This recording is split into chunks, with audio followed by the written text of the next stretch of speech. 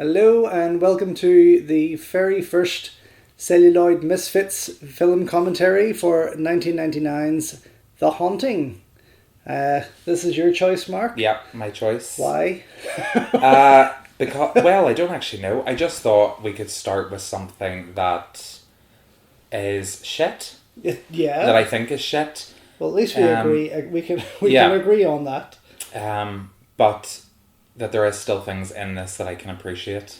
Yes. As a film. Okay. So I just thought, why not start with something that people have probably forgotten about, that they don't know too much about, they haven't seen in a long time, and they want an honest commentary on film, rather than a typical filmmaker commentary. Do you know what I mean? Yes. Okay. That's fair enough. That's fair enough. So, I'm a big fan of the original. Yeah. The black and white, because it is a fantastic film. But this is apparently a new adaptation of that and not a remake. Yes. Well, they've taken the basic premise of Shirley Jackson's original novel, The Haunting of Hill House. Yes. All the characters, the situations, all of that, and they've just overdone it. So it is a remake as such, but they've kind of tried to do their own thing. Yeah.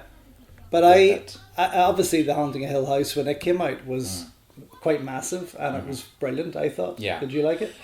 What I liked about The Haunting, the original Haunting, the Robert Weiss 1966 version, was that it was its simplicity. It kept very true to Shirley Jackson's original story. Yeah. So it relied on what you couldn't see, which made it more effective. Right. And the it lighting. was like simplicity as opposed to Yeah. a good old fashioned scare. Yes. Whereas this, it was a good old fashioned ghost story, whereas this version went for like dogged down by bad CGI. extremely bad, and bad direction and bad casting. But we will get to all of that. Oh yes, and bad posters. And bad posters. Don't you love how Hollywood dress houses? I know. Like, if the people don't have money, they really make them look like they don't know how to do interior design. Yeah, true. It's really bad. What I think is so funny actually about this is Virginia Madsen is in this opening scene, and it always amazed me that she did this film considering how big her career was. That's right, yeah. You know, like from doing Candyman and Hotspot and everything. Obviously this came much later on in the 90s, but it's like, what her career must have been on a real downslide for her to take one of the smallest roles in the entire film. Like a discount Meryl Streep, isn't she? Yeah. She's not even as good as Meryl Streep. She kind of looks a wee bit like her. She does look a wee bit like Meryl Streep in this film. She's like, yeah. Like the dotty housewife. She's not her usual like sex pot image that that's she has. true. Yeah. Very true. Because she's usually much more glammed up. She was actually quite a big name back. I mean, I do remember seeing, even in the video stores, a lot of her movies. But then she just quickly kind of faded. She did fade very, very quickly. She's been in something quite recent though. Was she? Yeah, I'll come back to that. But yes, she did The Haunting in Connecticut a number of years ago, like 2005 maybe. This was a series, quite recent. But yeah, we'll get back to that. Anyway, and who's this girl again? So this is Nell. This is Lily Taylor.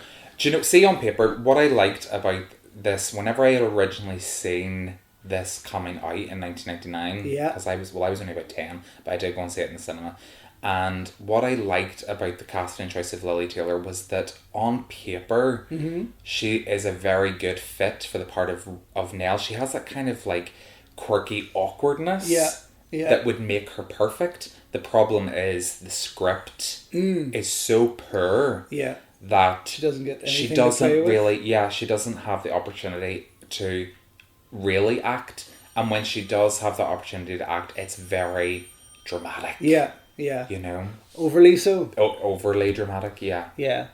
I think that's one of the film's problems, isn't it? Everyone goes a wee bit too over the top. And I love in horror movies, like, look at her scary eyes. She's like, oh, wide eye. What is this? What? Trouble sleeping. Trouble sleeping. How did you know? It just happened to me. Yeah. Yeah, £900 a week. I would take that job, no problem. Give me the scariest house in the world, and I would take it. So did this come out around the same time as House on the Haunted Hill? House on the Haunted Hill came out 99? Yeah, it was around the same period, which I found a more entertaining film. It is. Even with its dodgy CGI, although it wasn't as terrible as this.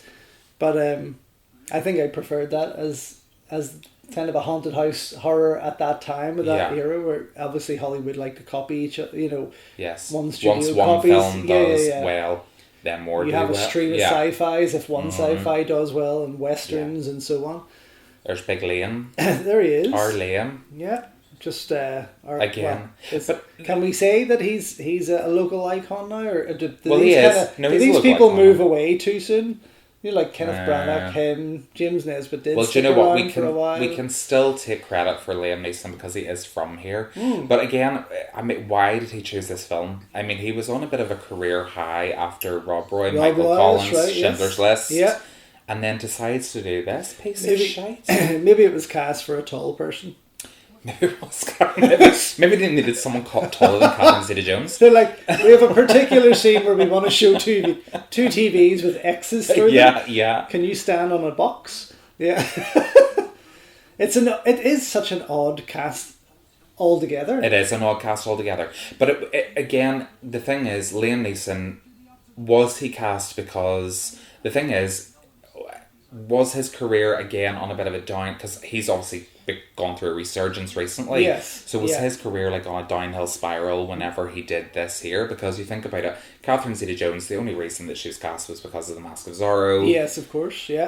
And true. Owen Wilson wasn't really known for anything apart from some indie films that he had done with Wes Anderson. That's and right. He still really hadn't hit his peak either. Sure, he hadn't. Well, did he ever really? Well, hit a peak? Not really. See, I actually like the shot leading up to the house with her driving. I think obviously this is that this is directed by Jan De Bont. Yes, who was the DP on films like Speed. Yeah, who does some good stuff. Yeah, of course. Yeah. And unfortunately, when he had to direct people, it never worked because it didn't work in Speed 2. He should never have directed after that. We should have had that in our list. Yeah, we should actually. We should put that on for one of the future seasons. Season 2, yes. Yes, I love this shot. Yes, this shot is fantastic. It is. And it shows that, although Jan isn't the DP on this, it shows that he has an eye for the visual. But that's what I was about to say, that if this was done today, that all would have been CGI with the car going through and the camera actually just capturing the house, because that car would have carried through as if the camera had come through the windshield and out the back window. Yeah. I think that's how far they would go today with these kind of things, But it's a stunning location. I actually want to know where that is, because it is in England. I know that. Let me just try and figure that one out. So they did film it in the UK, did they? Grantham, England, and is owned by the University of Evansville, Indiana. Ooh, it's a stunning house. It's gorgeous. I thought I did well with The Last Lighthouse, but this I know, actually blows me away. This is like this is next level. If I could get that, I would remake it. Yeah. But it's also shot in... See, I hate this kind of Hollywood trampy kind of... Caretaker type? Yeah. Especially when it comes to... The creepy caretaker? England? Yeah. They have such a stereotypical look on people like that. But this is all set in America, is it not?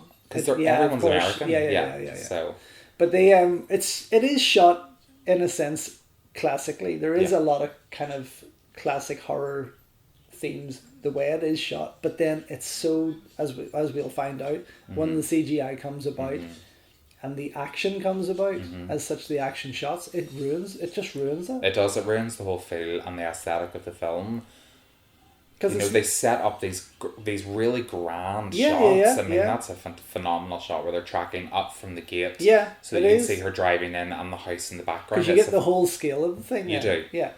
And obviously, they had the money. One of the things that I'll talk about later is the production design and the art direction of the film. It's something that I can actually appreciate. But again, the money that they spent on the CGI ruins a lot of the set pieces because it just goes too over. Welcome to Hill House. Yeah. Goes too overboard. Yeah. So it's interesting as well to look at this house in comparison to the one from the 60s and also the recent series on Netflix, how they've all imagined these houses to be quite different, because the one on the series, to me, the Netflix was the most impressive one. Yes, and felt like the most authentic. Yeah. This feels a little like, even whenever you go inside as she is now and you see, it's all a little bit too grand. Yes. almost like purpose built in a sense. Yes. Although we know it's not, but I'm sure there is quite a few set pieces in here. Yeah. So that the exterior we know is for real. Yes. But inside we just don't know exactly what was built on the set.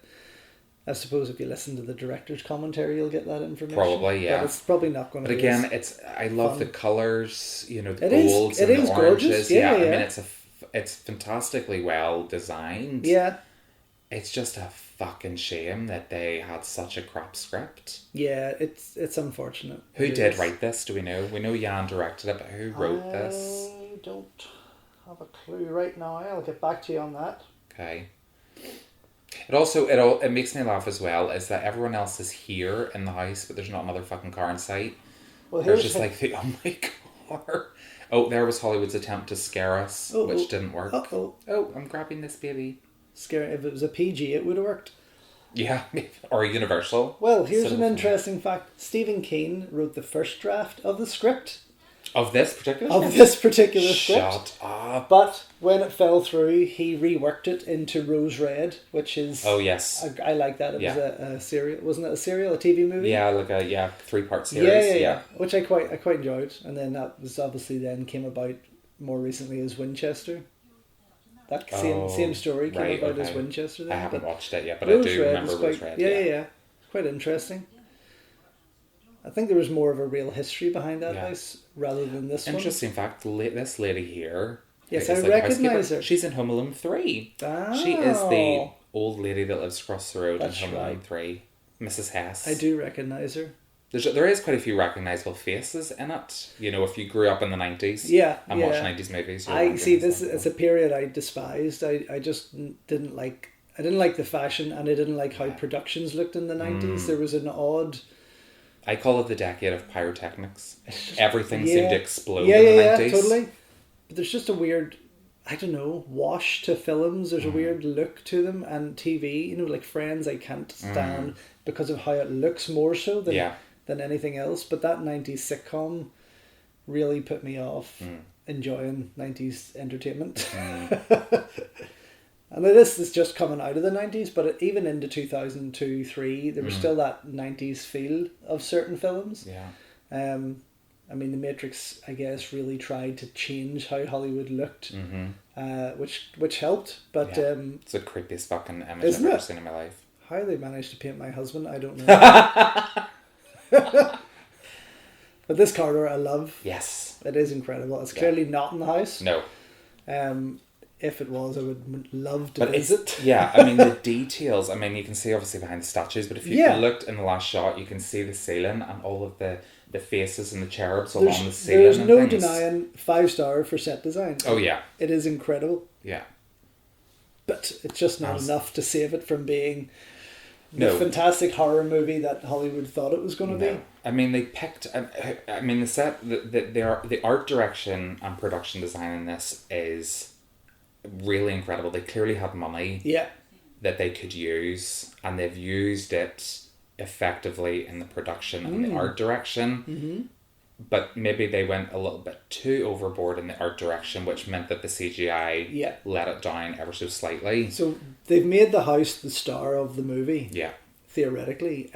Which is what it's... Technically, the house is supposed to be the star, because totally. In the book it is the house that's alive. Which is what the series does. Yeah. And that works. Yeah.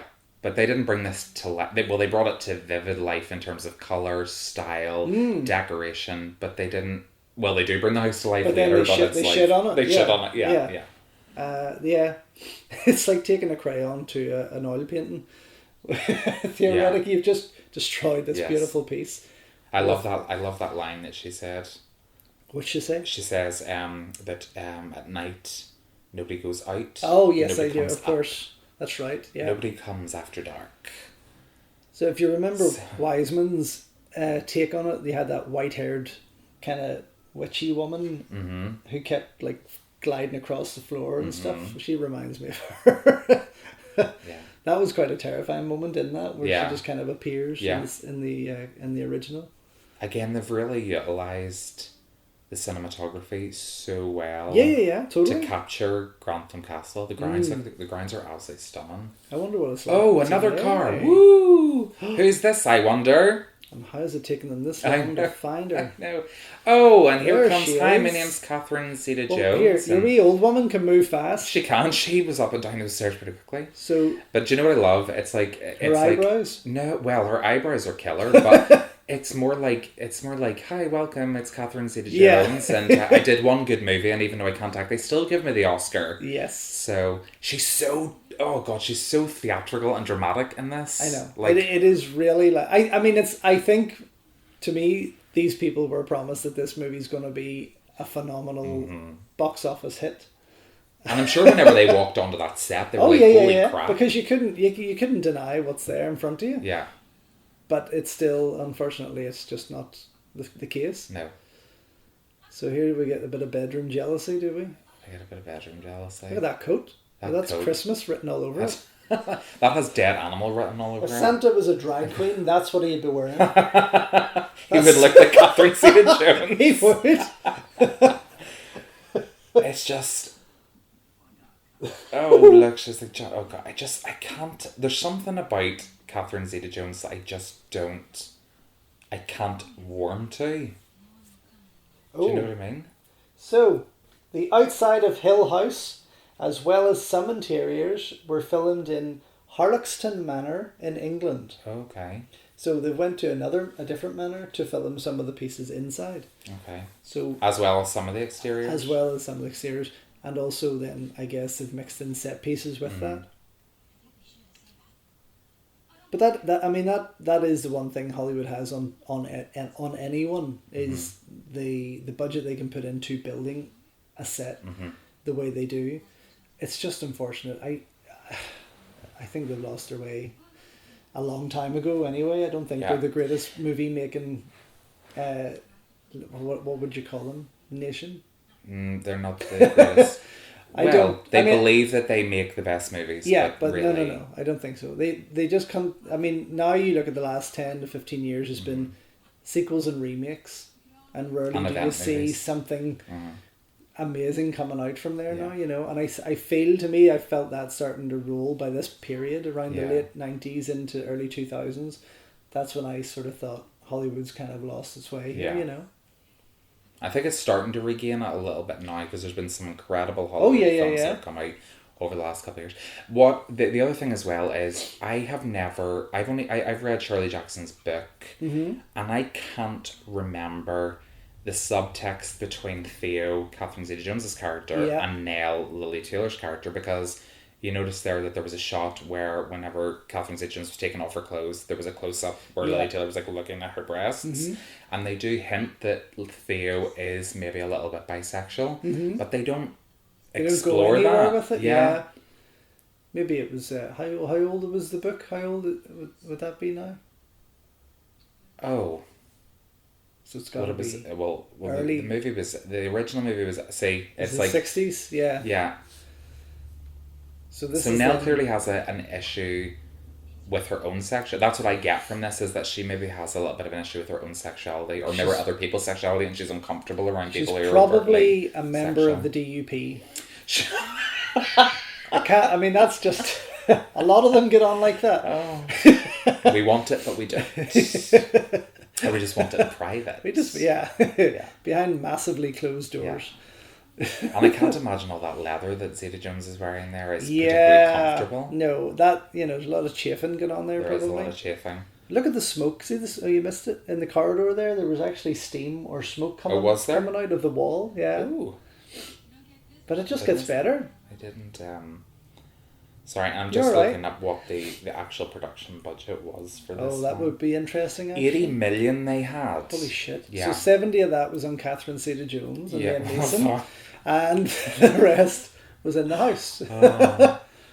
They fired the scriptwriter and they just ad-libbed everything. The writer is David Self and Michael Tolkien. Oh, it took two people to write this? Well, apparently it took three, because it took Stephen King as well. David Self is also best known for his screenplays for The Wolfman with Benicio del Toro and Road to Perdition. Okay.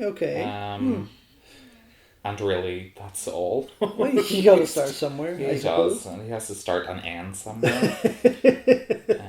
And Michael Tolkien is actually a Academy Award-winning writer. Right. For The Player. Oh yes, of course, yeah. So I mean, out of the other three, there, Road to Perdition was probably the most successful. Yeah. And probably the better of the three movies. What's actually fascinating is this film, although it was panned by critics, it's got a 16% critic approval rating on Rotten Tomatoes, and I usually don't go by it. Mm-hmm. However, it did do like 180 million worldwide. So it made back its production budget. Oh, totally, without a doubt. I don't think it was a film that people would have been put off back then. I think today people are quicker to turn down going to the cinema to see a movie to support it. Yeah. Because there's just too much online presence of movies that and criticism that can put people off. Mm-hmm. And people don't give themselves the chance to judge a movie by themselves by going to see it. I'm not wasting my money, that kind of thing. Yeah. I'll wait for it to come out on Netflix or DVD or Sky or whatever, you know. But I think this was in a period where people would still go to the movies to see something, whether they walked out or not. Yeah. But that is gorgeous. It's one of my favourite set pieces ever. I love this carousel room with the mirrors moving and it is incredible. Even when they were climbing through the mirrors, there it was. I forgot about that. Yeah. It surprised me a wee bit. Yeah. I thought they were just taking time to reflect. It's a fabulous set piece, but again, a set piece that's here and gone. And now we never see it again. So what they're doing now, while they're in this room, they're actually selling off the bits from the other room. So I love this idea in this library, you know, the climbing across the books and the water. It is incredible. I mean, it's gorgeously done. But again, another one gone. Oh, here's Owen Wilson. And so, I can't remember correctly, but do those rooms ever come back? No, they don't. No, we never see them again. So it's very strange why they would build something so incredible. Yeah, and elaborate. And waste it. Yeah. Just like that. Yeah. But again, when you look at this and you look at the Netflix series is clearly 18 rated. Mm-hmm. An adult take on this. When I see them in those carousel rooms or running across the books, I see a family kind of horror almost. It's PG-13. Yeah. Like it's Hollywood playing it safe. We can get more sales if we reduce the real horror and actually make it fun. Yeah. You know. But you find that with everything. I mean, in that decade, you know, for films that were in the horror genre to obtain higher box office, they would cut an awful lot of the gore and the scares out of the films in order to obtain a lower rating to get higher box office. Of course. And it was unfortunate. And that's what lost a lot of fans of certain horror series that started going lower rating. Yeah. And they cut out a lot of gore and things like that. But I mean, the 90s horror movies for me were nothing like the 80s horror movies. No. Definitely not. They totally took a different road altogether. I mean, this is the same hall, and it looks like from the angles. I mean, the way they play with the angles, just makes the room take on a completely different form. Mm-hmm. And maybe that was deliberate, you know, to kind of disorientate the viewer in a way that what is she wearing? It's holy ghastly. Fuck. Oh, Catherine. Red crushed velvet. What happened to your life, honest to God? Yeah. What has she done lately? She did a TV series where she played like a pageant coach. But apart from that, nothing that much. Was it, really? Yeah. Gosh. I mean, her last notable film was Chicago. No, look at you say that at round Owen Wilson, you have to say the last nosable film. The last nosable film of Owen Wilson's was what? Probably Shanghai Night. Yeah. Does anybody even remember Shanghai Night? Who's the other guy? I don't even know who he is. I don't recognise him at all, actually. I even forgot he was in this, if I'm being honest. I just thought it was these main guys. Yeah, the four of them, Yeah. So, they're not... The Haunting of Hill House on Netflix, doesn't it focus on them as a family? Yes, it did change the original story, because the original story Robert Weiss adapted very much faithfully to Shirley Jackson's book. Yes. Whereas The Haunting of Hill House, they were all related. Whereas obviously in the original story, in the original movie, and in this film, they're all strangers who have come together to take part in this sleep experiment. Yes. Yeah. But I think again, I think the family ties made it kind of work a bit stronger. Yeah. Well, they do. I mean, Nell is in the book and in this movie. Yeah. She's related to the guy that owns the man that owns the home. What was his name? He had a strange name, didn't he? He did have a strange name, but I can't remember. Would it be Mr. Hugh Crane? Hugh Crane. Hugh Crane. From the Ukraine. Hugh Crane from the Ukraine. That's such a hard one to say. Yeah, so she's actually related to him in some way, which is why she is able to make contact with the spirits and talk to the children. That's it's right. The children. She calls. Yeah, oh God, the bloody children. The bloody. See if I mean, how many times does she say that in this movie? Oh, we should have done a children count. Yeah. How many children? The children. Subtitle it. But we should. I mean, I think it'd be interesting to go back even and look at the classic at another period. Yeah. Whether or not we do commentary on it, but it's just such a different film altogether. Oh yeah, completely. And this, I think, relies on star power. Star power and CGI. Yeah. Oh, why? Yeah. You know, CGI was really taken off in the 90s. It really was. So many more people were using it over practical effects. Well, there's a fair point. Okay, so this came out the same year as The Matrix. Yeah. Now, The Matrix wowed everyone with its CGI. Like, totally, like, blew the world away. And shook things up. Now, granted, yes, there were certain moments in that with an animated Neo that didn't look fantastic or very plasticky. But knowing that Hollywood had those digital artists there to create that, and then when you see what happens here, you know, you kind of wonder. And the budgets are not much different. No, they're not overly. No, definitely not. So. Yeah, it's just odd to think how it really does work as a machine. Yeah.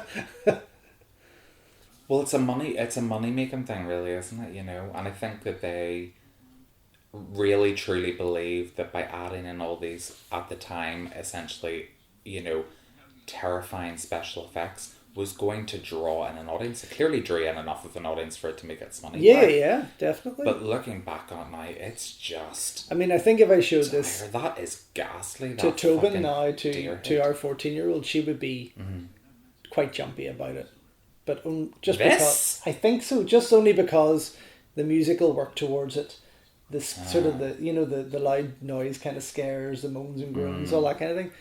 But if we showed it to our 16-year-old, he would not budge. No. Well, I mean, they'd probably fall asleep. He watched Hellraiser when he was 2 and 3. And well, there we go. Enjoyed describing to me how they were able to peel the skin off people. Nice. That is 5-star parenting. Yeah, yeah. It's good insight. Yeah. How to not really... How to desensitize your children and create serial killers. That's how you do it. Show them Hellraiser when they're 2. I do tell them that.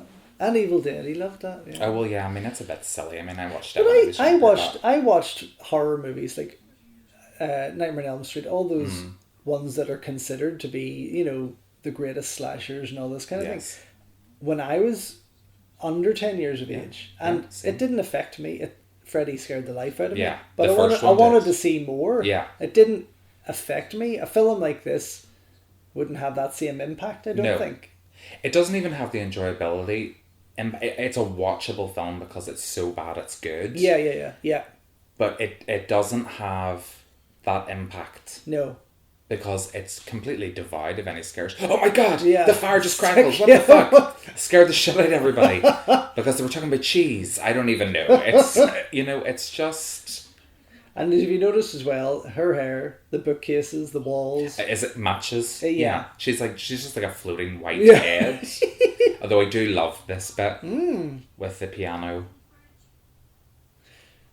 It get every time. I would have made her a blonde. Oh, dear. It always fascinated. I remember whenever I went to see this, and obviously her eyes, like, you know, sliced. Yeah. And I was like, why do they put a fucking cup over her eye? I never understood why they... I was like, what's with this fucking shot glass? It's in case she sneezes, and the cup catches her eyeball, just in case. Well, obviously it's just up the blood running into her eye. But at the time I didn't know that. And I love how it takes the 5 of them to escort her out. And there's Burnell, haunted piano. Yeah, again, a period where, horror movies and horror stories in life have been around forever, and yet at this point in time, in 1999, they can't relate to a big place like that possibly having something going on or leaving someone on their own, or but let's lock the gates. But let's lock ourselves in.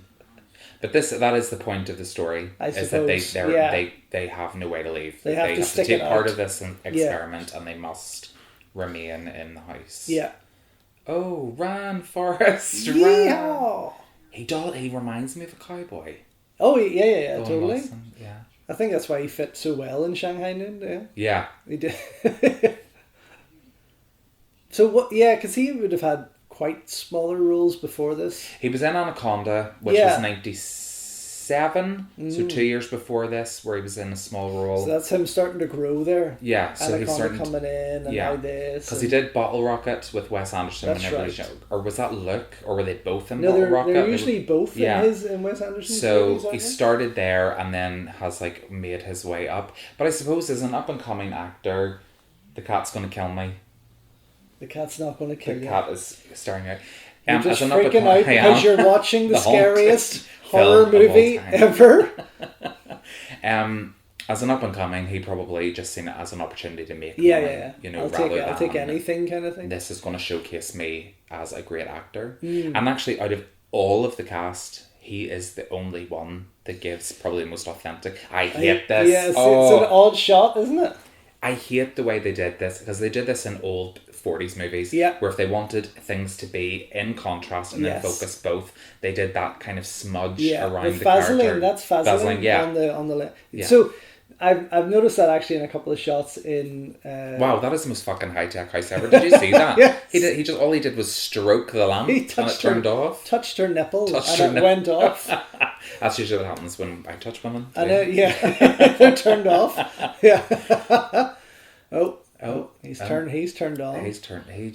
Here. Nice. Woo! Yay! He must be the fun one, right? He is the fun one. He is supposed to be the fun one.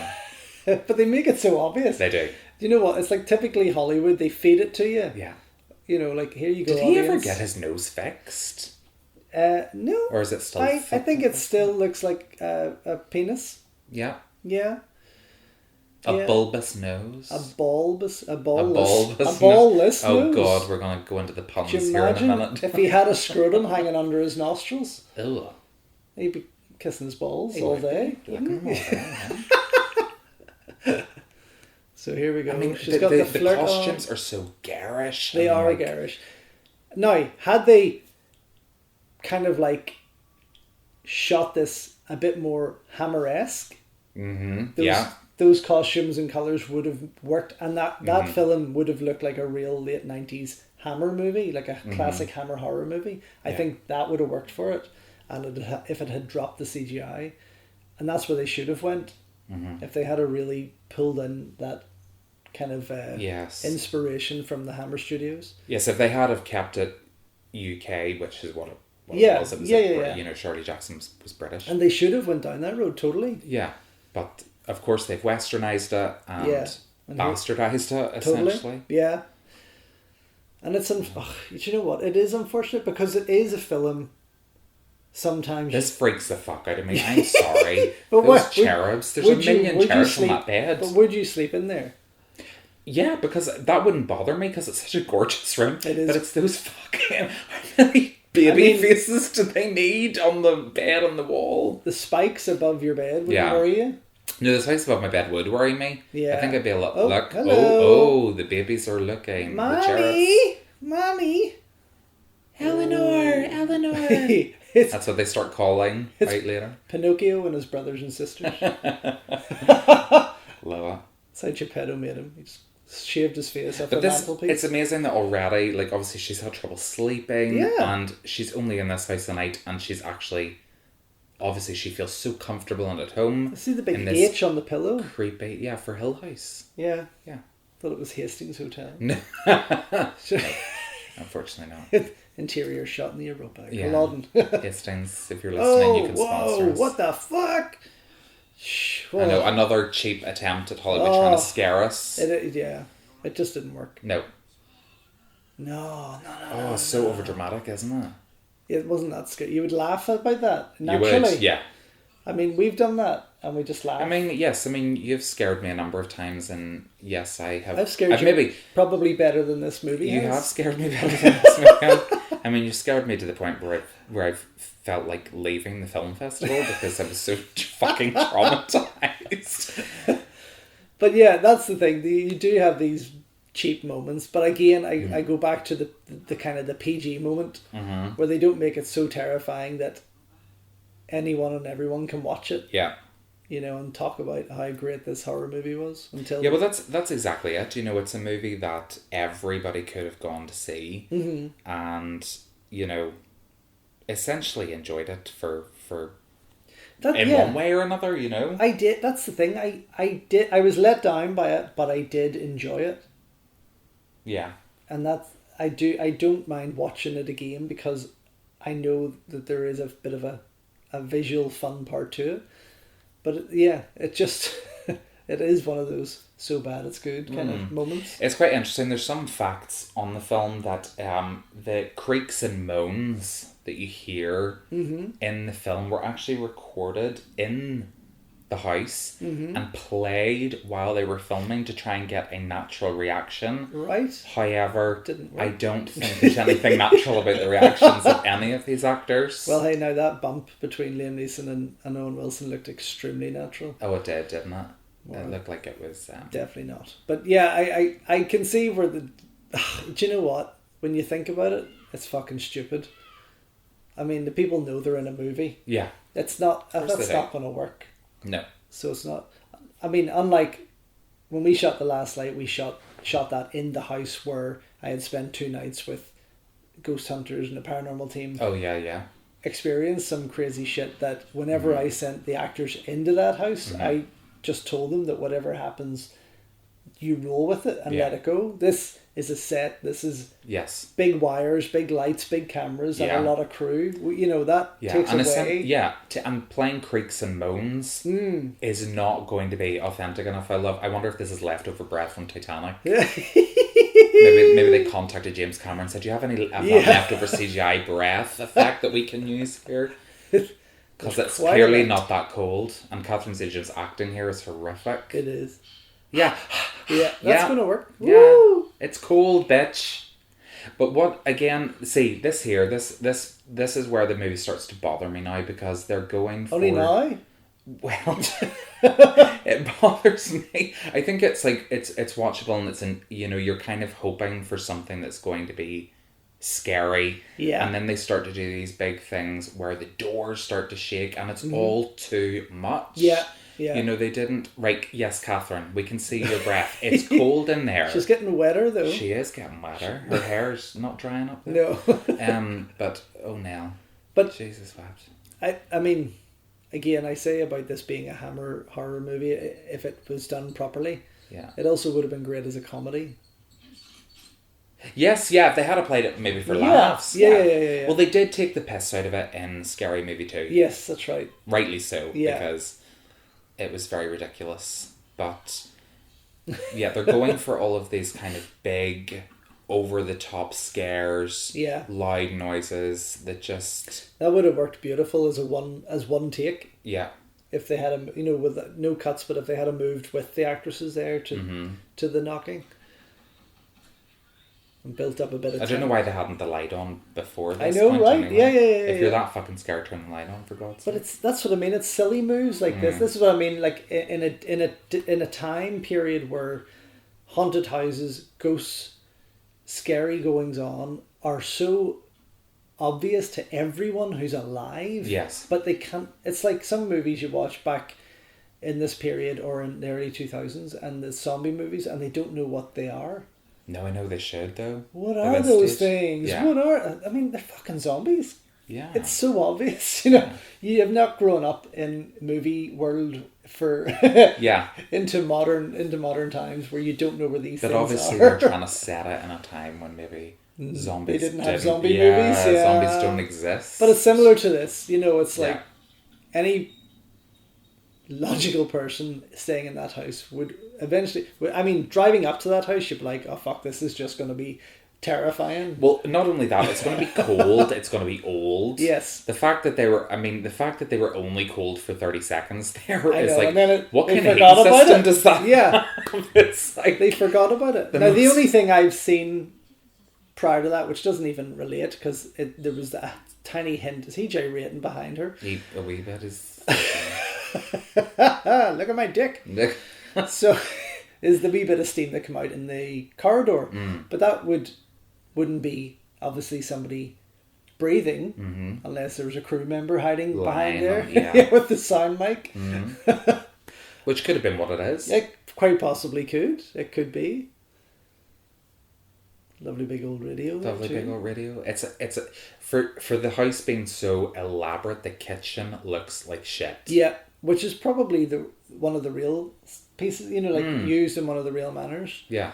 Another gorgeous shuttle house. I mean, that house is so huge. It is amazing looking. Like, you think how many rooms are there. I know. They don't utilise that, obviously. No. But they utilise a very small space, but obviously that was because they spent so much on these bedroom sets on sorry to interrupt you. There's the cherubs. Hammer shot. Yeah. You imagine Dracula's going to float in there? Yeah. And steal Mina away. Could you imagine recutting this though to suit a film like that? It has some amazing pieces. It does. It really does. Yeah, I think that's what disappoints you more you're in. See, here we go. Right, so this is where the dodgy effects start coming in, where the little baby cherubs are now floating down through the... I mean, this is ridiculous. I mean, this just becomes to the point where it's like... And why are they coming in anyway when they're already... I know, they should already be in the house, but it makes... Oh, she's farted. I mean, look at that. Oh, that's fucking ridiculous. It's terrible, isn't it? It really is. I'm swimming on your bed. Oh, no. Good Lord in heaven. And it looks so watery. It does look very watery. Yeah. Oh, man. It's like when you put a crisp packet under the grill. Yeah, and it starts... Yeah. You start to melt it. Oh, for goodness sake. Mm-hmm. No, it's... Yeah, you're very calm now. Yeah, I know, right? If I woke up to that, I'd be like, what the fuck have I been smoking? Just straight away you'd be like, A, I need new pillows. Yes.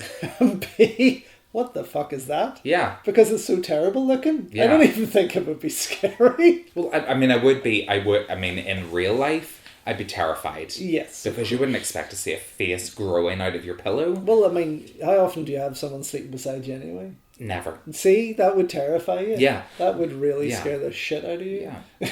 Unless it's the dogs, That fireplace, though. But that fireplace just is so ridiculous. An overkill on that. What's the point? See, again, we beautiful. Get this. Yeah. We get it. I know. Beautiful track and shuttle house. They clearly just wanted to show off the fact that it's a pity that the trees were dead. It's a pity it's the winter time. Yeah. Because that would have looked lovely disguised behind bushy trees and then coming up over that. Yeah.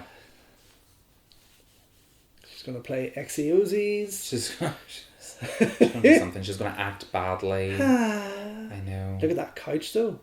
I know. But it's so randomly placed. She looks like she's about 4 years old sitting in there. Doesn't she? She does. She looks so tiny. Another garish fireplace. Yeah. Just... Ooh. I mean, bloody hell. More cherubs. Clearly not heavy. Mm-hmm. You're right, and they are creepy. Quite able to move that with his breath. Isn't there something behind that big fireplace? Yes, at the end, there is. Whenever they open it up, don't forget to lace your head on. When you look around at everything they've carved into the walls, if they had brought so much more of that to life, it may have, and obviously with better CGI, it may have worked. It may have been even scarier. I don't know. I don't think it would. Another fact.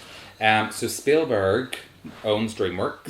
Yeah. And during the production, it was rumoured that he directed some of the scenes or was involved in the post-production of the movie in some capacity. Yes. But once it was released, he was so disgusted with the end product that he took his name off the credits. For goodness sake, Stephen. As you would. Because I'd be fucking ashamed to be part of this movie. Owen Wilson, Honey, I Shrunk the Kids. Dear God. Right, so this set actually cost, out of the 80 million budget, that set only cost 8 million. What the fudge? Yeah, I know. So what did they spend the other... On that piece of paper? On that... Oh my God. Oh, for goodness sake. Yeah. 8 million? Wow, that's impressive. Because I was expecting that to be quite a bit more. Yeah, so did I, actually. Maybe this is going to get her hair a wee bit excited. Maybe. She's on this set and she's thinking, this cost 8 million. Oh, hair boner. I used to get those. And then I lost it all. You got too many hair boners and they all fell out. It's very true. So, well, I'll stop there. I don't want to get into too deep. We won't go into that. Look at the size of that knob. Look at this. But now it's like Babes in Toyland. It is. Everything seems a lot bigger now. Doesn't it? Yeah. It really, but that's a gorgeous set. It's a beautiful set. And behind these chains, which they're just not showing enough of, is that's my the problem. Gay dungeon. Pull it with me. Hi, my name's Liam. I was leaving work tonight and I held the door open for somebody and I was carrying the tower base from my computer and she says, no, you go first. You've got a big thing in your hands. And I said, it's been a while since a woman said that to me. That's a story for another time. You could have got excited. You could have got lucky there. Oh, green trainers? What? I have never seen anything quite like that. That is ghastly. Even Kermit the Frog doesn't have shoes like that. No. Or feet like that.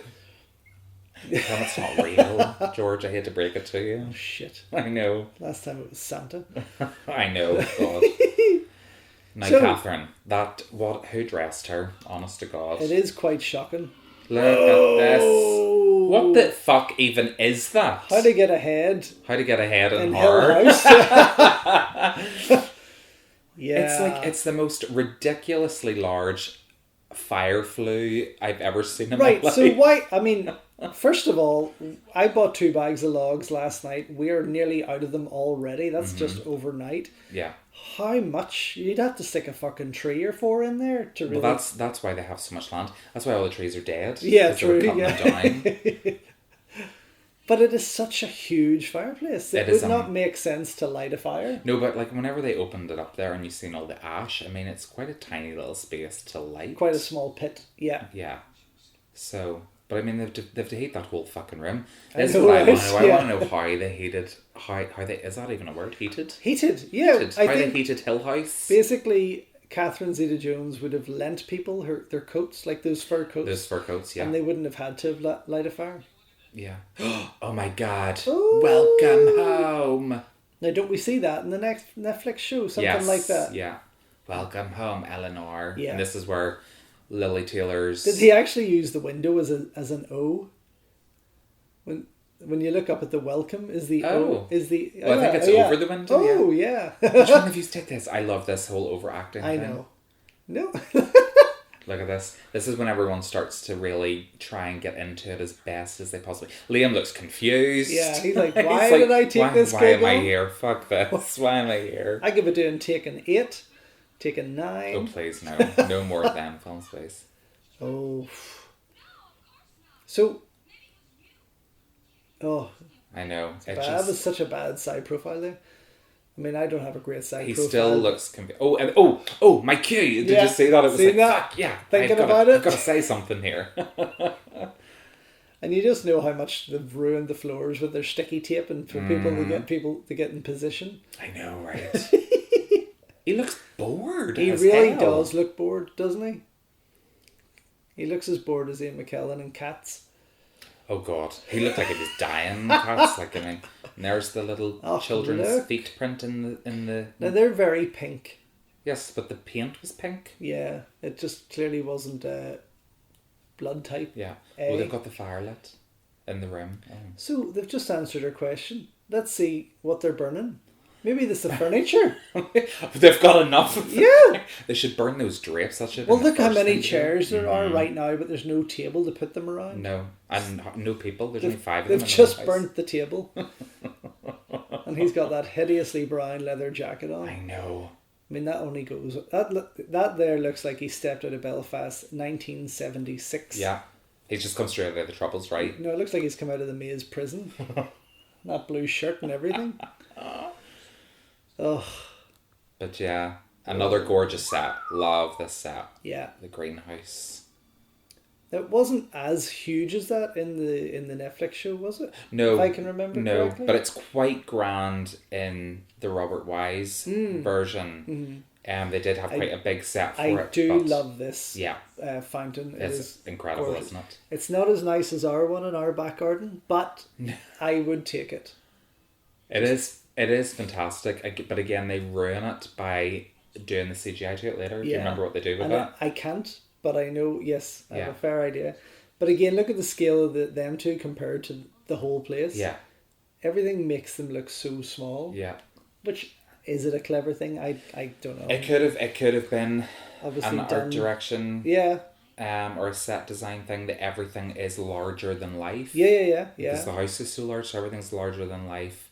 And that's kind of the idea of Hugh Crane, was that he was a larger than life character. Yeah. So obviously he wanted things to be bigger and grander. But I think some of the scenes where you see them really tiny, it comes across comedic in some respect. Like, the Owen Wilson, her sitting on the couch. Yes, looking like a little tiny child.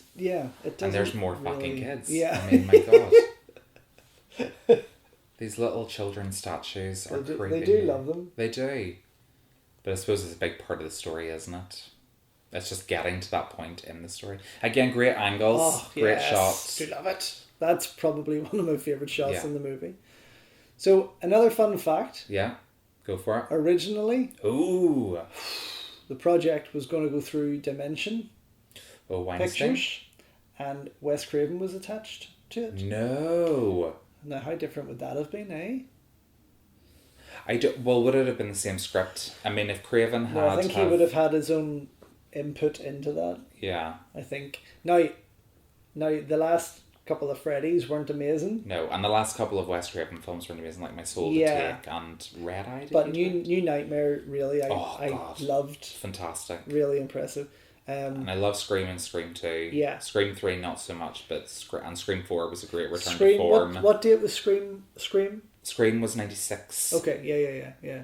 Scream 2 was 97. But even that even as a 90s movie, I don't think Scream looked as old-fashioned as this. This looks old-fashioned. The 90s have an old-fashioned kind of look about them in terms of fashion. Yeah. And the way you would dress your house or things like that.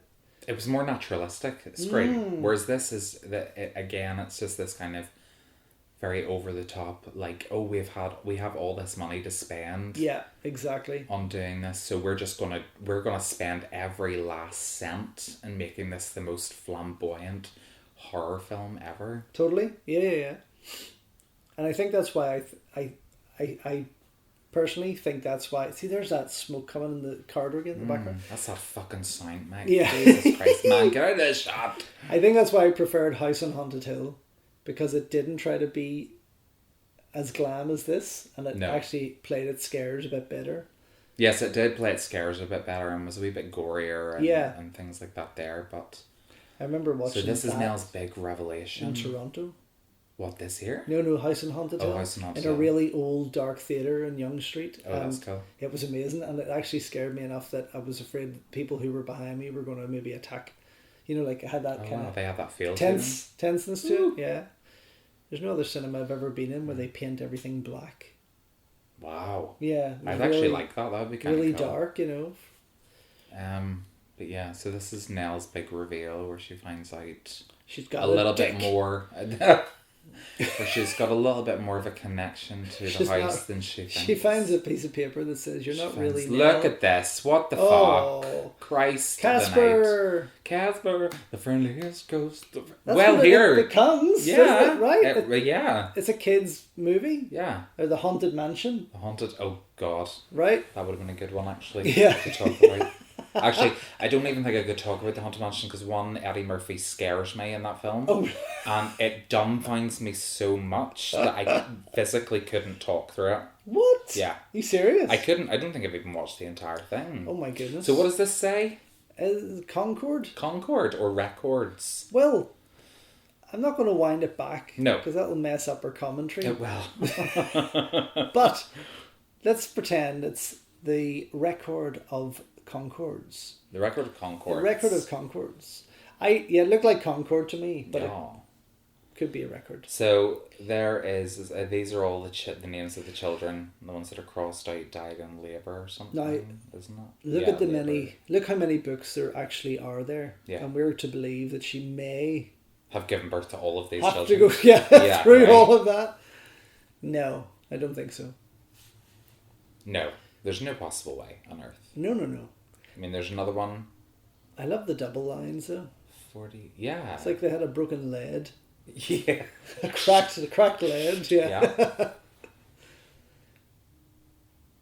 But I love certain elements to it. It angers me that it's fucked up. It angers me that they waste talent. Yeah. You know? Yeah. And they waste... I reckon under Wes Craven, it may have been a much better movie.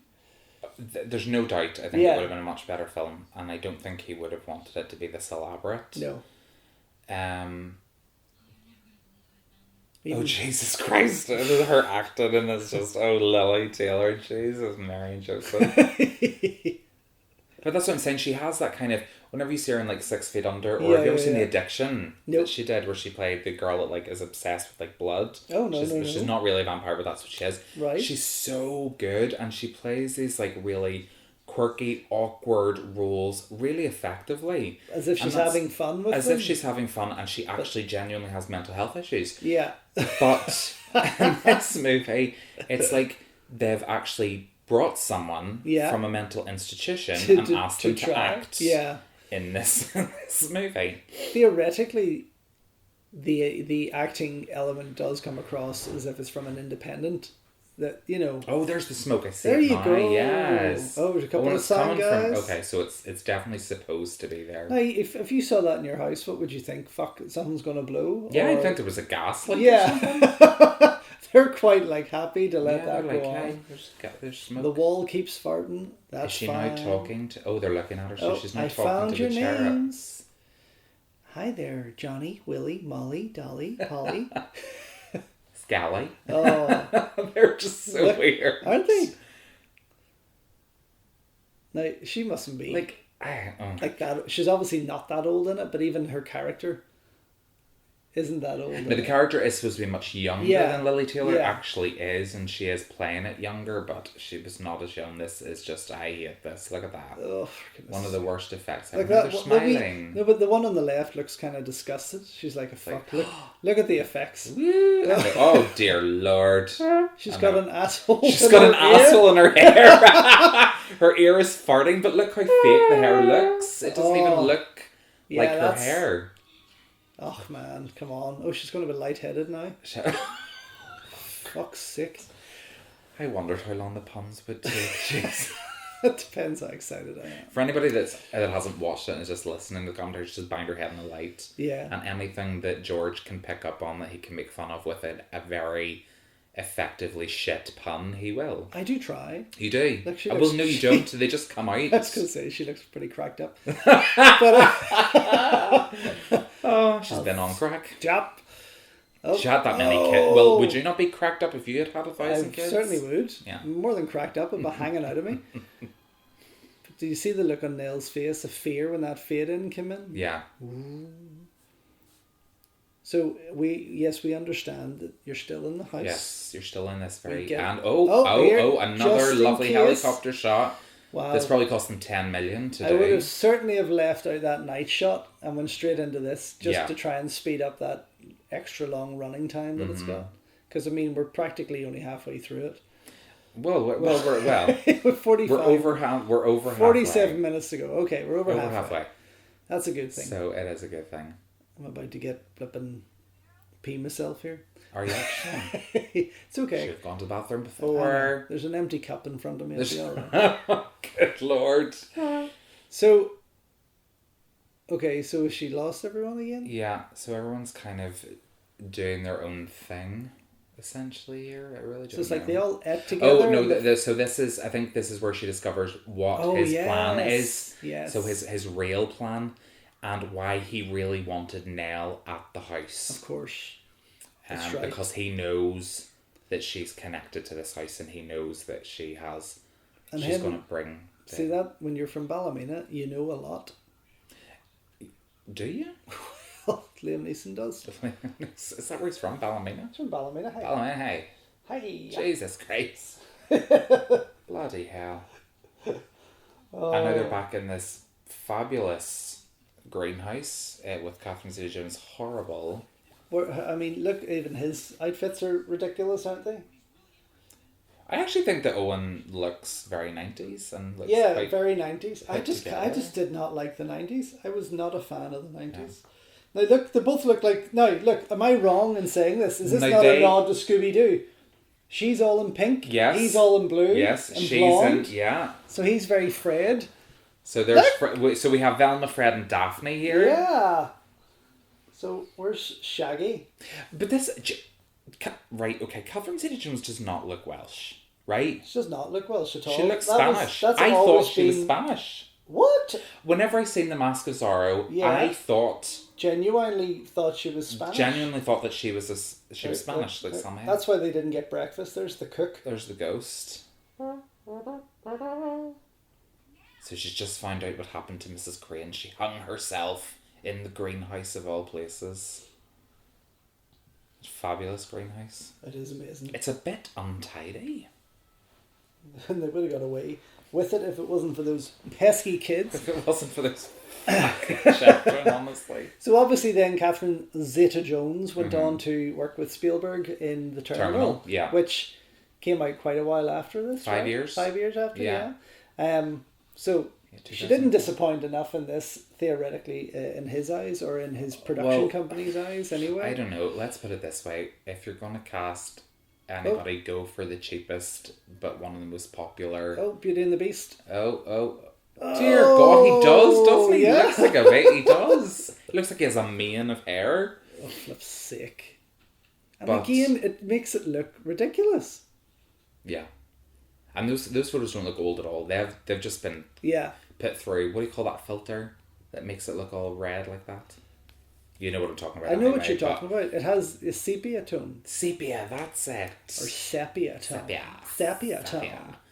Sepia. Yeah, sepia tone. I've got a wee bit of and he looks sepia. terrible. Like, he really terrible. Looks like... It's really bad. Oh, he looks like Ron Perlman in the Beauty and the Beast. Yeah. The TV series. Yeah. Here's a clue. Oh-wee. In the fireplace, Eleanor. In the fireplace. Fuck's sake. In the name of God, who would have took that many photos? I know. Because you're not going to go down to Boots Chemist and get them printed very quickly. That's a long process. And I'm sure photographs in those days were not expensive. Oh, man. You know, considering. It took two of them to It did, and she's just done that with a big giant hairpin. Yeah.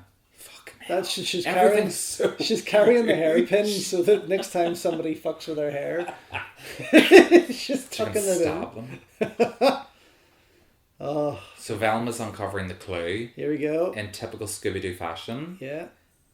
And she does dress like a Thelma. Look, I mean, oh my God, how easy was that for her? Liam Neeson and Owen Wilson took a very strenuous attempt to open that. They're not action men anymore. That's it. They've lost their place.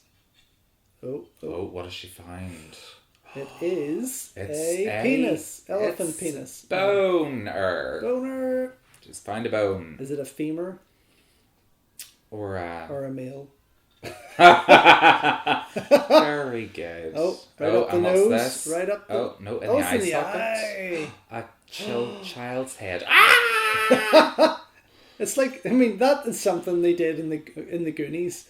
But do you remember like William Castle, whenever he did like 13 Ghosts in the original House on Haunted Hill? That's the kind of effects that you would have seen, that kind of like jumping skeleton. Exactly. Do you remember in the original House on Haunted Hill, they had the skeleton on the pulley and they like pulled it down the hallway after the girl, she's like running and she's like, ah!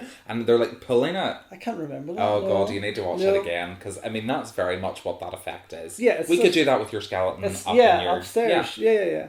I keep him there for whenever I need a good stiffy. Okay. But it's such an old-fashioned scare. Yeah. Now here, look, we're going down Alice in Wonderland route again. Yeah, but yes, because the door's tiny. Yeah. Yeah, but this is for the kids. But what smells? Sure. Oh Christ Almighty!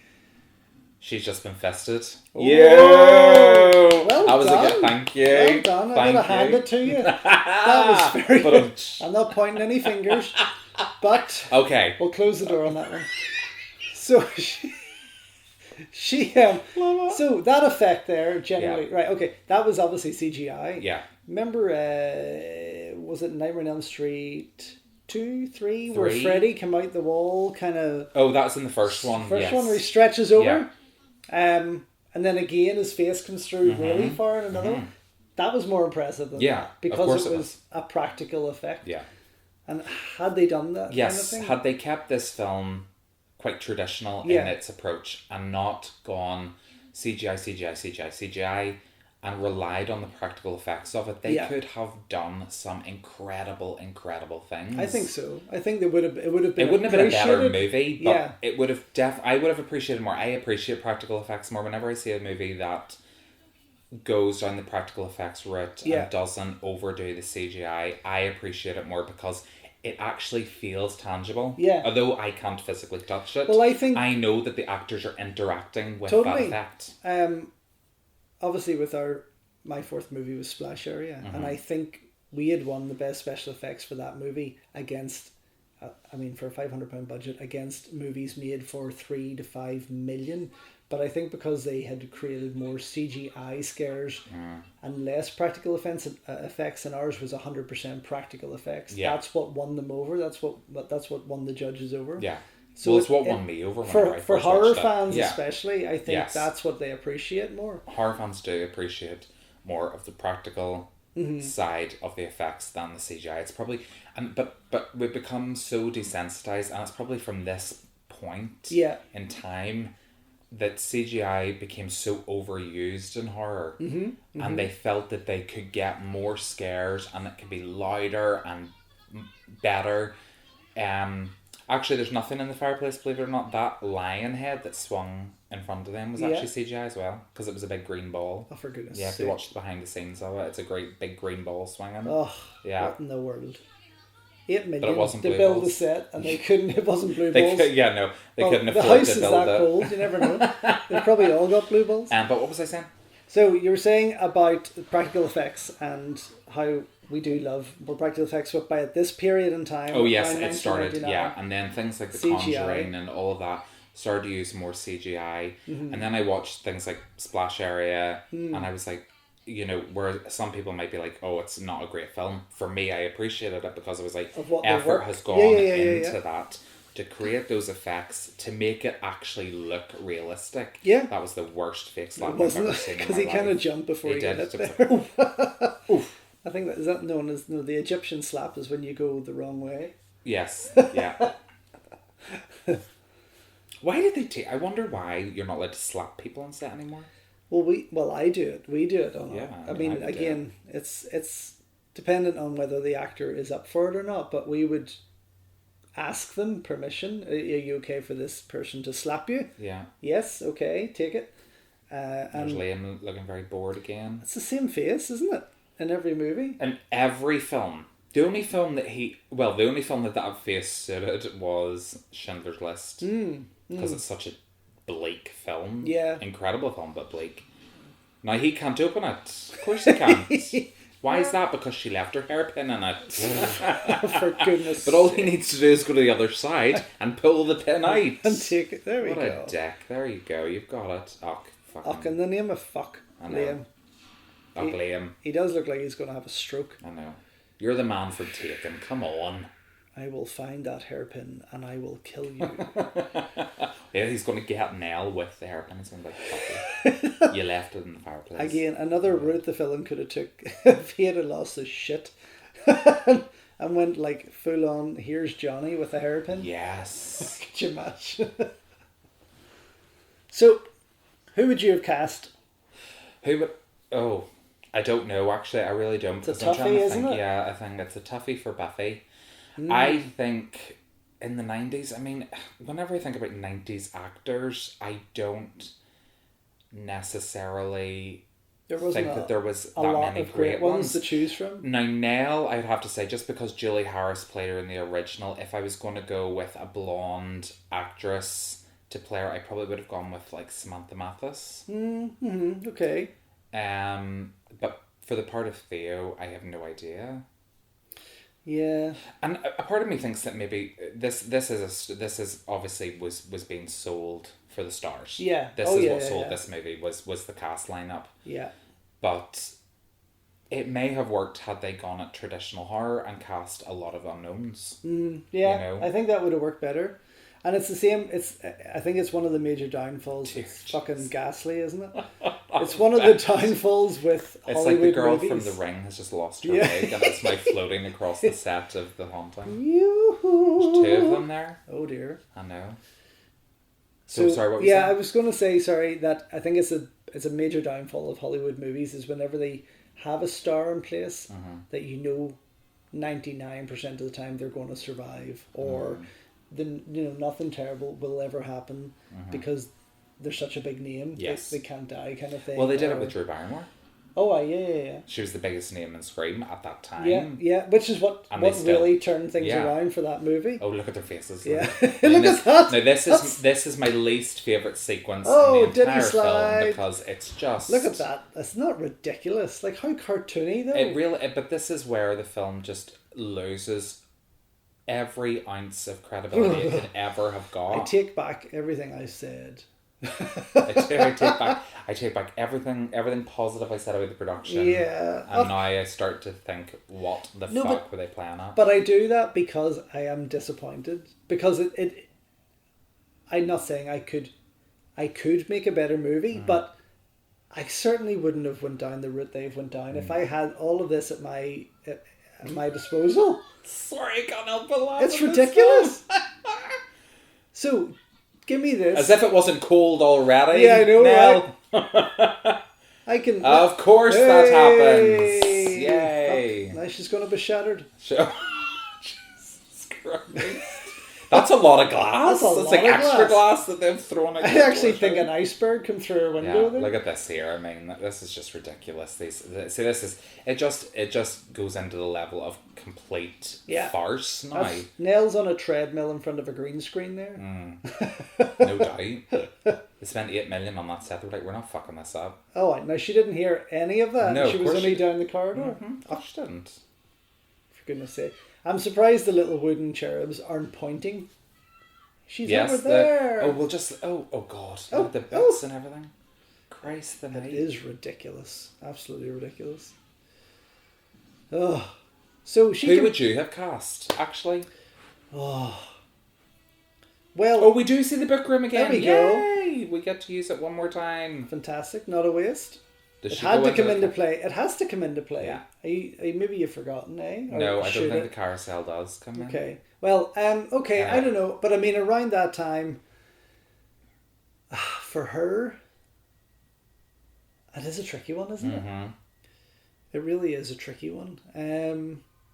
She was the best of a bad bunch, I think, in the 90s. Neve Campbell? Is that terrible? No, Neve Campbell she'd probably be too, would have been too young, maybe. Yeah. But... Well... But that's 99. And I think Neve Campbell is actually a pretty decent... Oh, Jesus. What the... That is creepy as sin. Oh! That was probably one of the creepiest parts of it. That was actually... Oh, dear Lord. It's just getting weirder. Can you stop feeling... Yeah, it's like... Neve Campbell might have worked... I mean, Neve Campbell's a good actress. I actually like her. I think she's quite good. Yeah. And I think she probably could have done a good job with this. But... back into the... Oh, so I totally lied. They did use the room again. But, I mean, only to run through. I know. So they're not using it. No, they're not utilising. No. But they're going to... Look, I mean... Why even go in there? I know. Oh, goodness sake. But when was this house built? Like, when the fuck would that have been built? 1987. I don't know, actually. It was quite... It's quite an old house, actually, Mark. A very old house. And obviously that is not CGI. They've done that very old school, that effect where they have... overlaced. Yes, where they have a double on one side and obviously Lily Taylor on the other side and a balloon shoved This is up what her. happens when you hold in your farts. I get this quite often. Eleanor. Yeah, I hate this. Oh, yes. No, yes. No, yes. Don't run your pride. Oh, now where are you now? Through the CGI the hall of curtains. Yeah. Pull yourself together. The hall of drapes. Oh, look at this. For goodness sake. Like you can understand why Spielberg took his name. Oh yeah. Now I reckon he should have took the hit. He should have taken the hit. You can't always have amazing blockbusters on your plate, but he should have took the hit for it. He was behind some of it, I guess, and. Well, he was behind getting... I mean, DreamWorks made the film, so he's behind this. So it's... Oh. You know. So she's just been possessed by the kid. And then she's away again. She's away. I just wanted to feel warmth for the first time in my life. Do you know what? Even Casper was done better than Casper was done far better than this. Like, seriously? On a much lower budget. Yeah. Oh, my word. But... So casting-wise... Casting-wise. So, yeah, I think so. I think she might have brought a bit more of a sort of spunkier kind of Nell without being too over the top about that. Yeah. I probably, although in The House on Haunted Hill, they did it with, is it Jeffrey Rush? Should that be right? What do you call him? In the... House on Haunted Hills? Jeffrey Rush, yes. Yeah, Famke Janssen. I would have probably put Anthony Hopkins as Liam Neeson's role. Oh, what an odd choice. Yeah. Okay. I just think he would have had a bit more... Well, I just think he would have been a better actor about it. What about Matthew Lillard and Luke Wilson's role? Because he is more of a class clown type guy. Yeah. But you don't... Yeah. I mean, Owen hasn't cheesed it up. No. No, I'm actually shocked at how non-cheesy he's played that, which I was expecting worse from him. Really? Oh, well, yeah, so we didn't see that, Owen. The big loud noises and the falling stairs. The fact that it's falling apart, like nobody else has noticed that. Oh, just take it step at a time. Who would you have cast in Zeta Jones's role? Dawn French. No, I'm only joking. But could you imagine? I don't know, because it's such an odd role, isn't it? It's my goodness. Yeah, it is quite an odd role. I'll need to, yeah. Famke Janssen would have done... She actually would have... She was in The House on Haunted Hill, though. She was, yeah. But yes, it would have to be that kind of... Yeah. Person that needed to do that. Yes. No, it's a tricky one. But yes, her... Yeah. I think Zeta Jones she fitted that role just... fair enough, even though she's a shit actress. Fitted the role. I don't think any of these people... Nell is just about passing. Owen isn't too bad. I just don't think it's the most perfectly cast film at all. Definitely not. Yeah. I love how, yes, they're kind of going for that. Jesus Christ. The fact that staircase has managed to stand up for this length of time is unbelievable. Like, she climbed it, no problem. I wouldn't begin up it. And he's not that much bigger than her, let's be honest. He's really not. What did he lose? Oh, that was... His recorder thing? That was a phone? Oh. They had cell phones back then? Yeah. They had cell phones? Oh my god. Yeah, they would have. Although it was a tiny one, maybe it was his recorder. Maybe it was his big recorder. Size isn't everything. No. As he says, looking up her shirt. But again, I like that they use the set. You see, this is where the pterodactyls come in. Get them. Jurassic Park 3. Yeah. They just decided corner them. Yeah. They reused the set for Jurassic Park 3. We don't actually know if that's a fact. Okay, so we're going to put her... Look how many bedrooms are in the house. I know, we're going to stick her in the same room and just cover the tape her window up. And she's going to overact this whole sequence. Oh, Jesus. But do you know what sequence this is? No. Okay, so this is the bed, the spikes. Oh, yes! Yeah. This... Now, again, if you're looking at the stills on the back of the video or DVD, and you see that, you're like, wow, this is going to look good. This is impressive. Yep. And even in the trailer, if it happens in the trailer, but Yeah, but come on, girls. Yeah, it's not. I don't know. Too little, too late. Maybe is that? I don't even think it's so ridiculous. Yeah. That the bed would come alive, and whenever you actually see it happen, which we're going to in a second, it's like she could easily wiggle her way out of it. Yeah. Yes. I mean, it's not grabbing her tightly that she. No, can't it's not move. like one of those machines where you try to get the teddy. Yeah. So this is where the fountain comes to life. I think. You know, the face on that thing in the fountain just looks like... No, there, he's got his little... Oh, he has his wee recorder. So it must have been the phone. It must have been a phone. Oh, no. Yeah. Poor Liam. Mm-hmm. Yes, now you've realised you've got to get them out of here. But look at this. Dear God in heaven. Oh, yes. I know. Finally. Let's just have some Ribena pour out of his mouth here. It doesn't even look like real blood. Okay. Oh, so now it does because it's on him. Yeah. But when it was coming out of the... But how is it on him whenever it wasn't coagulated? And it's not even... Look, it's not even on the statue. No. Ridiculous. Oh, for goodness sake. That could have almost pushed that film up a rating. Could have. Yeah. Yeah. Oh, here. Here's the sex toys. Yeah, here's the big spiky dildos coming Whoa. Like, that's amazing, isn't it? She's just... Oh, fucking hell. This is where the whole bloody ceiling comes down and talks to her, and... It's fucking dreadful. I mean, I'm sorry, she's like in... I'd be like out of that bed in a heartbeat. I would not have been sleeping in that bed from the beginning. This is what I was saying earlier. If you get in there and saw those spikes above you, you would not want to sleep in that bed. No, you'd be extremely worried. It looks like an ad for Cadbury's chocolate. Doesn't it? Yeah. Just look at that. Go for fuck's sake. Thank fudge it's Friday. The house is breathing. Oh, God. And here's the chocolate kids. Yes, they do look Don't quite they? scrumptious. That looks like all like chocolate. That actually sounded a lot better in my head than Yeah. what it is coming out of my mouth. We can delete that part later. That's what he said. But look at this. I mean, this must have been pretty much the rest of the budget because... But it doesn't make sense. I can understand why Stephen King went down the road for Red Rose. Rosebud. Rosebud. Rose Red. Here's Rosebud? What the fuck? You're all porn in the mind. I'm not. Jesus. Rosebud. Rose Red, isn't it? Rose Red, yes. Yeah. So I because the house was more active in Rose Red. Yeah, look. But this they do is look like chocolate. Fucking dreadful. This is. Oh! See, now, like, hello. It purposely misses her. Yes. She can... Why? She can get out of it. Yeah. He's still washing his face. He didn't have that much on it. Come on, Liam. Oh, good Lord.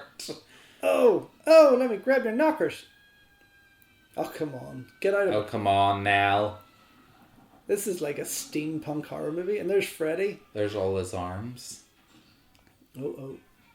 Look at Catherine Zeta-Jones' face there. Look at my God. Catherine, we want you to look scared. Jesus. For flip's sake. But, okay, I'm slightly speechless because I just don't get it. I don't get it. It really is a child's horror movie. It is. Isn't it? It is. Like that house. I mean, that looks... Do you remember Ivan Ooze? Yeah. Power Rangers? That's what that looked like. It does, yeah. Big Ivan. Yeah, Big Ivan.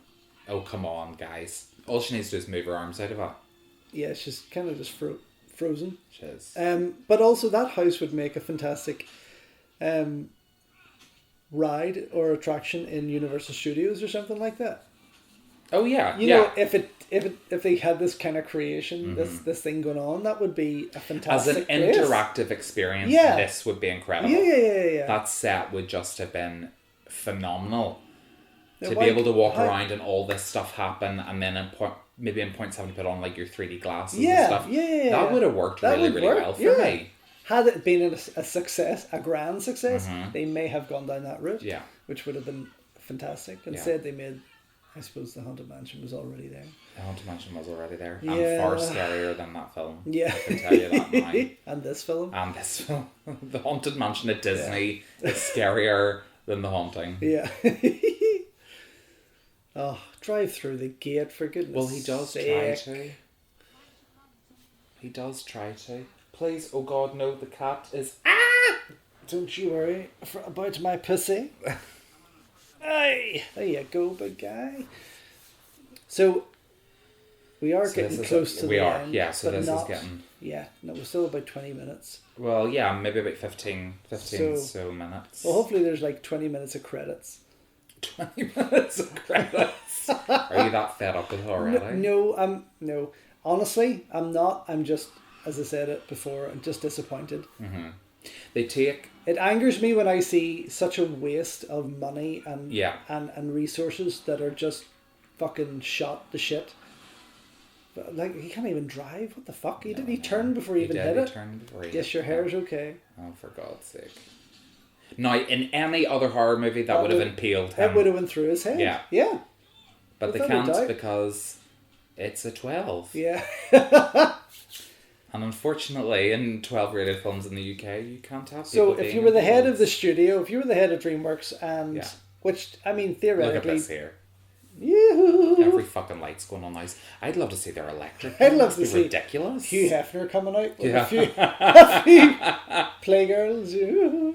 But if I was the head of the executive of the studio, and that decision of knowing that your movie's going to get critically panned for being so fucking terrible because you've watered it down for more ticket sales, or would you go down the route of just making it a straight-laced horror, 15 to 18 rating, and fuck the ticket sales, and actually make it a well-worth movie? Well, because we have integrity, we would probably do that. Yeah, well, that's true. But this is Hollywood. Yeah, I know. And this is studio driven, so no. But did you notice there that they had this big that big sequence, Owen Wilson driving into the gate, nearly getting impaled. The car actually in the background where Nell's looking back at the house is on fire. But then it's not on fire, but they show the gas dripping, but never do anything with it. So maybe they ran out of money and couldn't blow the car up. Well, that's a shame. It is, because that would have added something extra. Plus it would have warmed the place up. Would have. They could have just driven the car back into the house and put it in that fireplace. It would have fit. Yeah. So here we go. We finally come to another room. We've come to another fabulously designed room. At the end of it all, though. So, again, something that wasn't introduced earlier, but the lights are on, which is good. Yeah. And quite a lot of modern-looking lights as well. Yes, very modern-looking. Yeah. They look like something you'd get on IKEA. Yeah. For a house that's supposed to be so old. I know, right? Yeah. It's quite a modern dress. I wonder, was there any... See, that's just fucking stupid looking. It's so childish. Oh, dear God, it hurts. I think at the end of this, I'm going to have an aneurysm. I feel like I'm having a stroke as we're watching it. Because... It's painful. It is. It becomes a painful experience. I'm just glad that The Haunting of Hill House was made. That kind of like brought us more of a... horror. Well, more of a horror, but just a more... what's the word I'm looking for? Dedicated... Mind you, yes, a lot of it was changed, but just a real dedicated to the genre of what that should have been, of what it's dedicated should have been. To me, horror should be about the characters and the setting, not so much the scares, and that's why the ticket sales. It shouldn't be about the ticket sales, and it shouldn't be for kids. No, and that's the thing. Like that's why most recently, whenever I went to see Midsummer, like I give it a 10 because it was so.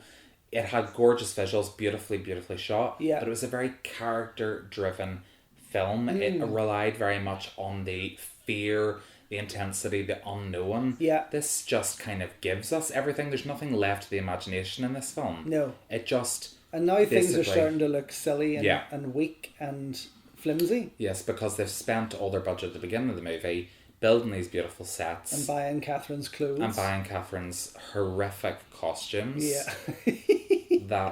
And styling her hair and making her look even less Welsh. Nobody else had any other costume. No.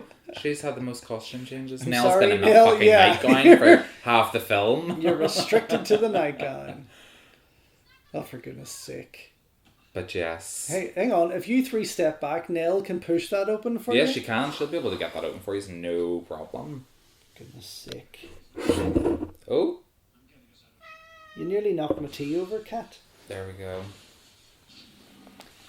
But even this now, I mean, it's just starting to get to the point. Like, you can't even pull the furniture away from the windows. Do you know what I mean? It's just... It's because they're putting the furniture in the windows. Yeah. But they should be able to break through it. I mean, it's not that bloody difficult. Do you know what I mean? Look at this.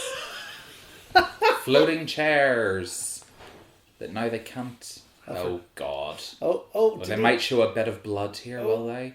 Oh, no! He didn't even grab that much of his hand onto the window frame. Goodness sake. Look at the bread rolls. And of course, Nell is now a qualified nurse. Yeah. So she got her qualification while she was in the room doing. Does it hurt? Well, it is a bit of a pain. A bit of a window pain. Oh, bad idea, Owen. Bad idea. You're just going to anger Hugh. Now, why is he doing that? Does he talk about any reason why he attacks this man for some... Or this painting? No, I don't think he does, actually. Yes, he does. It's just he knows that Hugh Crane is the ghost that's possessing him. But now he's just fucking unleashed the bastard. Yeah, it's quite random, that attack. There we go. Now this is my absolute favourite moment in the entire film. This is the most rugged I've seen Owen Wilson. Jesus Christ. But I love this. This is fantastic. Isn't it? And even because it's like, wait, what? I'm okay. Wee! Boom. And here comes the... Yay! And there we go. So that was possibly sold as the most horrific moment. Yeah. You know, Owen Wilson trying to get ahead. Oh, ashes to ashes. Ashes to ashes, dust to dust. We'll just... Kiss me quick before I rust. The fireplace is literally just came everywhere. It really has. Like oh my God. If you ate Owen Wilson's head, would you not? No. Throw up like that. I hadn't finished. I'm sorry. Quite possibly I may have thrown up like that. Now look at the big... Now he looks more invested in this. Yes, doesn't he? Yeah. He's like, it's nearly over. Yeah. Let's get the fuck out of here, quick. She's clearly had the Vic put under the eyes. So she has... I love how they're always just right in the right position. Yeah, look, and here's the griffins coming to life. Look, did you see Nell? Yeah. Don't you stay away, pointing her finger. Bad griffin, bad CGI, bad CGI. Naughty chocolate bird. She was so appalled by this stage that she was like, fuck you. They do look like big bits of chocolate. They do. And now that you've said that, every time I see this movie, I'm going to think like Cadbury's Dairy Milk. That could have been a good selling gimmick for them. Chocolate griffins. Yeah, chocolate griffins, yeah. Chocolate babies. Harry Potter did that though. True. Well, we know she stole a lot of those ideas too, but we'll say nothing about that. Oh no. Troll.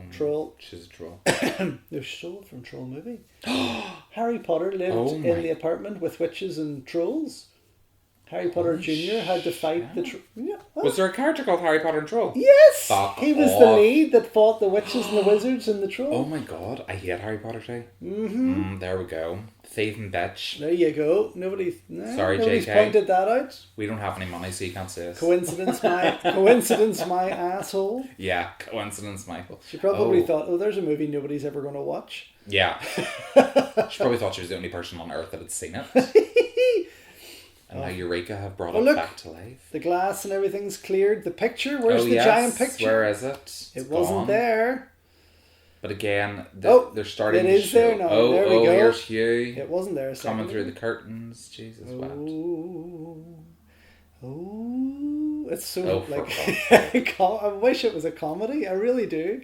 But it is. I mean, it's played so straight. Yes. That you can't help but just feel so sorry for everyone involved. Yeah, but it doesn't have. I mean, Young Frankenstein when they play. You haven't seen Young Frankenstein, but they play to a particular level. Their roles quite straight, but with the most tongue-in-cheek way about of doing, and it's it's perfect. It is like the funniest movie ever.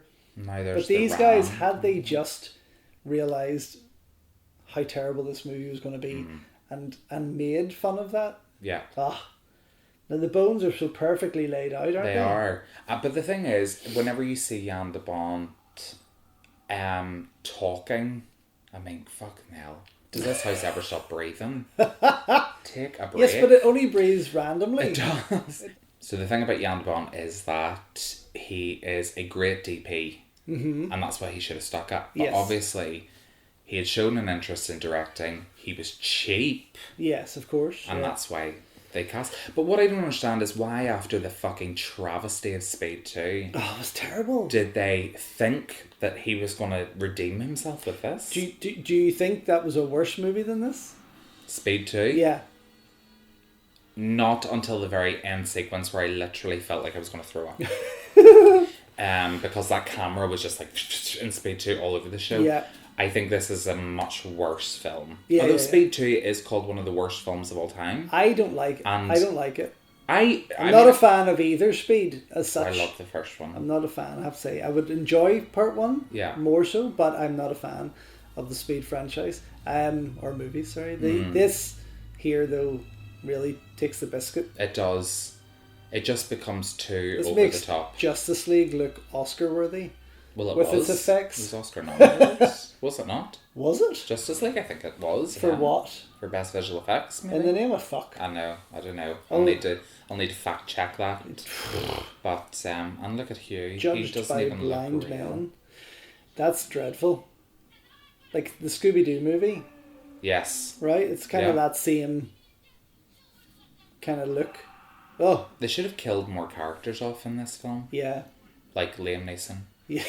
Like all of them? And Catherine Zeta-Jones. And just left Lily Taylor to die in the end like she does anyway. Sorry, spoilers. But it's just spoilers.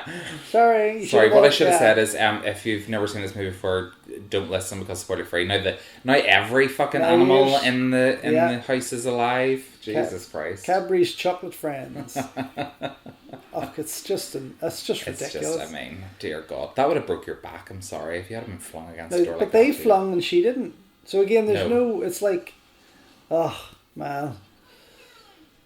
What even is that? Like, it's supposed to be Hugh Crane. It's supposed, ghost, but it's more like a fucking demonic presence than it is. It's like a fucking... Do you know what it's like? You know Children of the Corn, you know the big thing? And it's like, it's like the side of a cliff came to life. It's huge. Yeah. Now, these are a bit better looking. Yes. If things like that come off the door, but see this end shot. I absolutely love what happens here because it is actually a beautiful shot. But it's not enough to save it. No. Definitely But not. obviously, he's been killed by the house, and I love this where they then lower Nell's body down the door. Slippy, slippy titty, slippy titty. I mean that. And they're so respectful because they're just grabbing her by the waist. Yeah. They aren't trying to get a last minute. The only thing is there's so much smoke in that. Yeah. So much CGI smoke that it ruins the shot, which could have been really, really, really nice. Mm-hmm. And did they just do a slow-mo there? Yeah. Oh my God. No! Don't watch this movie! Don't watch this movie! No! I love how that like little skeleton guy's just like, fucking behave yourself. Get back in here. You're part of the door now, if bitch. Your name's not on the list, you're not getting through the door. Oh no, the children can go and live happily ever after. It's just so dreadful. It is. I mean, I've seen the short videos made today on YouTube by kids that aren't even filmmakers who do a better job than that. With, apps and homemade special effects that they've taught themselves. She died very quickly. She certainly did. Fucking probably died of boredom. Fuck's sake. Oh my God. Died. So thank fuck this is over. Oh my word. And then the magical smoke will vanish. I know, of course it will. And wow, I'm what surprised. He say they'll leave the house. Zeta Jones will have no rips in her shirt. She'll have perfect hair. Look at that. Mm-hmm. Thank God that jumper's getting chucked out. Thank God. Thank God her career didn't. Yeah. Her career got chucked out. Thank God there was no sequel. Thank God there was no sequel, because we would have had to endure Liam Neeson and Catherine Zeta-Jones again. Could you imagine? But I mean, it's funny, like, she did Mask of Zorro and then did Entrapment and this. Yeah. And then didn't do very many good films. Until and then Chicago came out. Chicago, she got the Oscar. Yeah, that's right. The Terminal was a shit film, I thought. It was, I think The Terminal would have made an amazing short film. Like, I mean, an incredible short film. It just dragged out. There's the house again. That's where it took place. That is, yeah. We haven't seen this before. Ah. No. Oh, here he comes. And here's Bruce Dern. Oscar winner Bruce Dern. Playing the creepy... It's like, oh, fucking kids. Do you know what? It's hilarious. They have 4 Oscar winners in this film. Isn't that disturbing to think? Yeah. Really? Yeah. Virginia Madsen. Dear God. No, 1 Oscar winner, Catherine Zeta-Jones, and 5 nominees. It's Bruce Dern, Virginia Madsen, Liam Neeson, and... It's still disturbing. Todd Field. Ridiculous. What happened? Did I completely just forget or miss, or was I having a stroke at the time?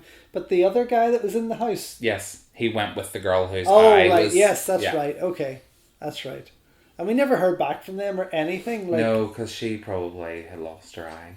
They had more sense. And he probably they lost knew to his get job. out of this movie. Yeah, he was like, fuck it, kill us off. And Bruce Dern looks so unrecognisable there that he's really just like... does, he's like, nobody's going to know that this is me in this film. Yeah, you can leave my name on this. Oh, see how perfect her hair is? Yeah. She looks lovely.